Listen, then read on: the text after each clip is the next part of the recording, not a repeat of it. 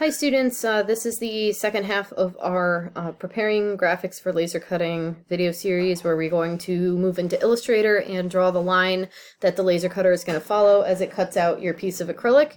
So let's hop into Illustrator and get started. So I'm going to start by making a new file. So I have a few things open already, but I'm going to make new. Something just to remind you guys that sometimes when you open Illustrator for the first time, you don't see anything over here, and really all you have to do is click on one of these tabs and it will make this menu appear, and that's something you just have to do. So a few things when we're setting up our document. It's essential that we make sure again that our document is being measured in inches. And since our design area is going to be 6 by 6 inches, that's how big of a piece of acrylic you have to work with. We're going to make it 6 by 6 inches. And then a few other things to keep in mind. We're going to click on More Settings, and you are going to take a look down at the bottom under Advanced. You need to make sure that the color mode is red, green, blue, RGB. And that is because if we do not have RGB selected, the laser cutter will not see the line that we draw. And so by setting this up ahead of time, it will save us a headache down the road. So make sure you have RGB as your color, and you're going to give it a name. So you're going to call it your name, Mrs. S, well, your name, acrylic lamp. It's very important you put your name on it. And we're going to create that document, and here it is. So just like in Adobe Photoshop, we are going to hit View and we are going to show our rulers because it's very important that we know the size of the material that we are working with. And while your piece that you have to work with is 6 by 6 inches, the bottom of it has to be narrow enough to fit into our slit that we have cut out of wood. So it's important that we make sure that you can have artwork that's wider than the slit, which is why I give you 6 by 6, but your cut path is going to have to come down and create a little tab at the bottom that's just the right width to slide into the slit in the wood base that we create. All right, so let's set up for that. So the width of the slit in the wood base is 5 inches. So if we have 6 inches of acrylic to work with, we want to mark on our design file from the beginning where that 5-inch width would be on the acrylic piece so we don't accidentally design outside of it. So just like in Photoshop, we can create guides by dragging and dropping a line from the ruler on the left side. That makes a horizontal guide. And you might notice that I drop them at a 1/2 inch from the leftmost side and a 1/2 inch from the rightmost side. So 1/2 inch plus a 1/2 inch is a full inch, and that gives us a 5-inch wide centered area here between these two guides. And that is going to be our guide for drawing the bottom part of our tab so that it fits into the file properly. I'll show you a mistake that a lot of students tend to make when they do not put these guides at a 1/2 inch from the left and 1/2 inch from the right. All right, so let's bring in our image. So I'm going to do an open. I'm going to find my document and I'm going to say open. Okay. And here it is. So I'm going to make sure that my document is selected. I'm going to click on it. I'm going to do a Control-C, and then I'm going to do a Control-V into my file here. All right.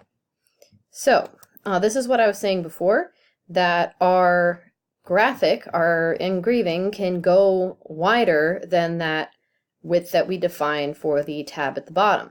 So when we draw our cut path, it will go around the car, and then it'll come back in and make sure that it aligns down here, so we'll get that nice little tab that will fit in. So now that we have our car here, we are going to then create a new layer. So our graphic is in one layer and our line is going to be in another. So to set ourselves up for success here, there's some things that we need to do real quick before we start drawing our line with the pen tool. So let's make sure our properties are selected. And right now we can see that we have transparent for both of our things here. We don't want it to be filled, so this is good, but we do want to have a color on our line here, and that's because the laser cutter requires true red in order to cut. That's how it knows to cut instead of to engrave. So I am going to double click on that red, and I'm just going to confirm that not only does it say that it's RGB red, red, green, blue, red, but that red is turned all the way up to 255, and our green and our blue are both at 0. I say OK, and then I can make my line very skinny, so I do 0.001 inches, and now I am ready to draw. So this is something that when many students start working, they get confused that, you know, what these guides are actually for. So again, we're drawing that little tab that's going to make up the bottom piece of our lamp that's going to slide into that slit. So here's how we do it. We're going to click a point, not click and drag, just click a point, and we can hold Shift to help keep that line straight. And you might notice to the right of my little cursor here is a thing that's telling me how long of a segment this is. And we want our acrylic to go down into that slit about 0.25 inches, give or take. So we're going to click another one here. Now it doesn't look like this point and this point are connected, but they are. And a lot of students tend to freak out right here and click back here and get all confused. You are fine. The guide is over it, so it doesn't look like there's a line here, but there is. So let's keep going. We're going to go across, and we're going to hold Shift, and that will help keep it straight, right?